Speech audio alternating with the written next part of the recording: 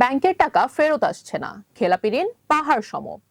এবার আর সময় নয়, মাত্র 6 মাসের আলটিমেটাম। আর এই সময়ের মধ্যে হিসাব ঠিক করতে না পারলে ভেঙে যেতে পারে বাংলাদেশ ব্যাংকের পরিচালনা পর্ষদ। প্রশ্ন হচ্ছে, ডুবতে বসা ঋণের পাহাড় কি 6 মাসে নামানো সম্ভব? দেশের ব্যাংক খাতে খেলাপি ঋণের লাগাম টানতে এবার কঠোর অবস্থানে বাংলাদেশ ব্যাংক। উচ্চ ঝুঁকিতে থাকা 29টি বাণিজ্যিক ব্যাংকে নির্দিষ্ট সময়ের মধ্যে খেলাপি ঋণ কমানোর নির্দেশ দেওয়া হয়েছে। শুধু নির্দেশনাই নয়, নির্ধারিত লক্ষ্যমাত্রা অর্জনে ব্যর্থ হলে পরিচালনা পর্ষদ ভেঙে দেওয়ার মতো কঠোর পদক্ষেপের ইঙ্গিতও দেওয়া হয়েছে।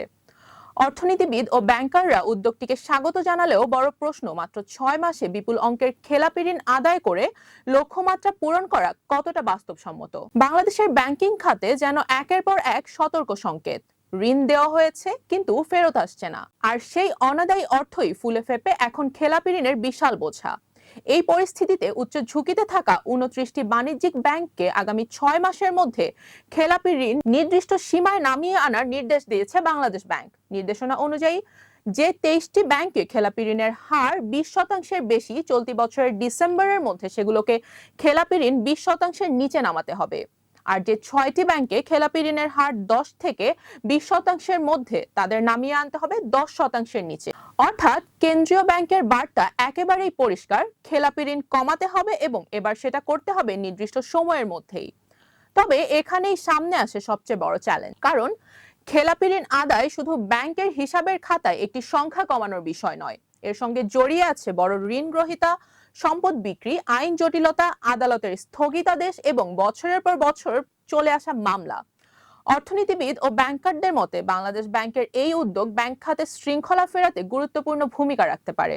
কারণ খেলাপি ঋণ কমানো গেলে ব্যাংকের তারল্য পরিস্থিতি শক্তিশালী হবে, বাড়বে ঋণ দেওয়ার সক্ষমতা, আর অর্থনীতিতেও তৈরি হবে ইতিবাচক প্রভাব। তবে 6 মাসের সময়সীমা নিয়ে রয়েছে সংশয়ও। বিশেষ করে বড় ও ইচ্ছাকৃত খেলাপিদের কাছ থেকে অর্থ উদ্ধার করা সহজ নয়। অনেক ক্ষেত্রে সম্পদ থাকলেও আইনি প্রক্রিয়ার কারণে তা দ্রুত নগদায়ন করা সম্ভব হয় না।